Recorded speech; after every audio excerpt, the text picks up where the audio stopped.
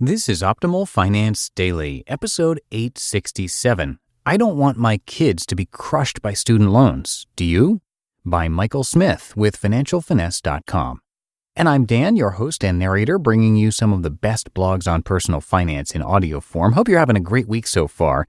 Before we get to the post, I want to thank creditrepair.com for their support. They are dedicated to helping you develop a healthier relationship with your credit.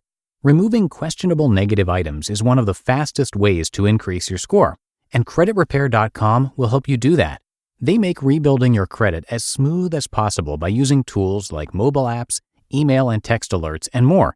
And they understand that credit scores are not just a number, it's a lifestyle. This is something we hear about on this show frequently, and recently in fact. So let creditrepair.com help you rewrite your credit story.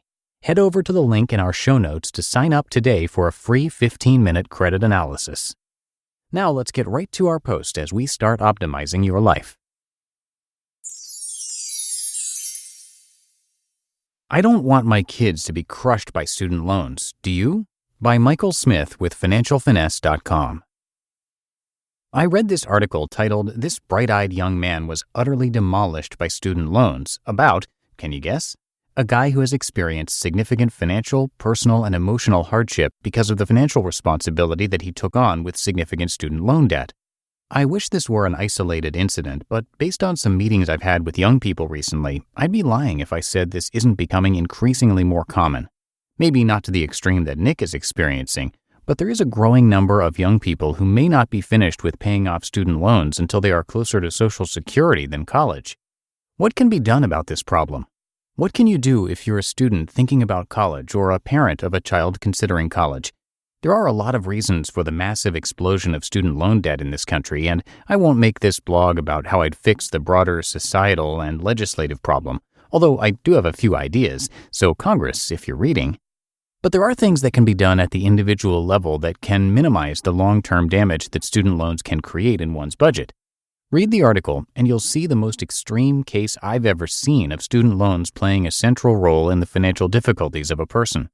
The reason there's an article about him, and he's part of a documentary about student loans, is that he's an outlier. His situation is extreme.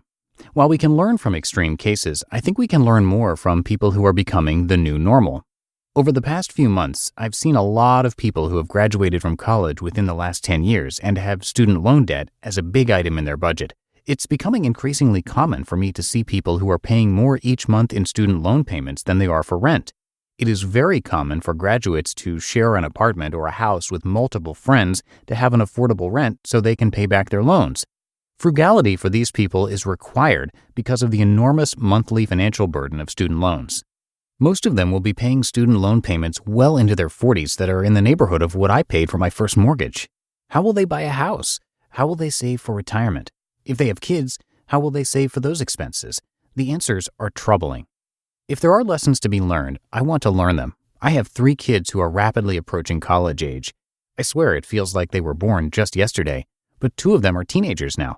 How can they not be in the position of the people that I'm seeing far too often now? Here is my plan and some topics that I have discussed or will in the future with my kids. 1. Save, save, save. I'm contributing as much as I can without being detrimental to my retirement to 529 plans. Having a pool of funds for education expenses is an important part of my plan. Will it be enough? Probably not, so there needs to be other parts of the plan. An online calculator can help you see if you're saving enough. 2. Make a well-informed school selection. There are some parents who want their children to go to the school of their choice regardless of cost. I am not one of those parents. Sure, looking at Pepperdine or Stanford or Yale or Duke is nice, but is it realistic? First, there are the hurdles of getting accepted. Then, the cost is a major issue. Is there a benefit for paying $60,000 per year that you can't get by paying $5,000 to $10,000? This is the conversation I have had and will have again with my daughter. She wants to be a teacher. Her starting salary will be the same regardless of the college name on her diploma. So why overpay now if there's not going to be a tangible benefit later? This all comes down to the choice of school, public versus private, in-state versus out-of-state. What about community college for the first 2 years?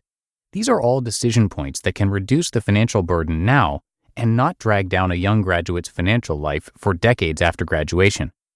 3. Work. I met someone recently who decided to work for a few years before entering college. She's working at an entry-level job now and is taking 1 or 2 classes per semester at a local college. The good news for her? Her company has a tuition reimbursement plan. She was unsure about what she wanted to do with her life. She had no true career path upon graduation. So instead of starting a career, she got a job and is living at home with her parents and saving most of her income. She figures that after 2 years, she will have earned 1 year's worth of college credits and will have saved enough money to pay for a year or more. Her tuition reimbursement program is important, and she is learning about potential career paths within her company. She is taking a non-traditional path, but it is working for her. If my sons don't have a solid grasp on what they'd like to do as a career when they're a little older, we may discuss this option. When I talk to the young graduates who come in to talk to me about the level of financial stress that their student loans are creating, a part of me can't help but think of my own kids. I don't want them to talk to a financial planner about how stressed they are within a few years of graduation. I'm having conversations like that far too frequently right now. You just listened to the post titled, "I Don't Want My Kids to Be Crushed by Student Loans, Do You?" by Michael Smith with financialfinesse.com. And thank you again to creditrepair.com.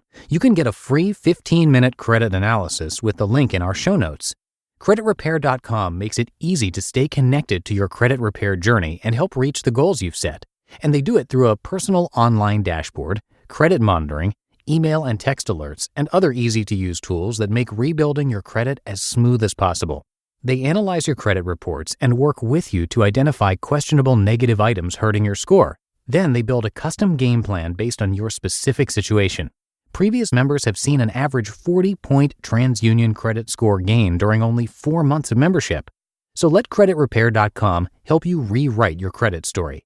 Head over to the link in our show notes to sign up today for a free 15-minute credit analysis. And thank you to creditrepair.com for sponsoring this podcast. And that'll do it for another edition of Optimal Finance Daily. Hope you have a great rest of your day. Thanks so much for being here, of course, and I'll see you back here tomorrow where your optimal life awaits.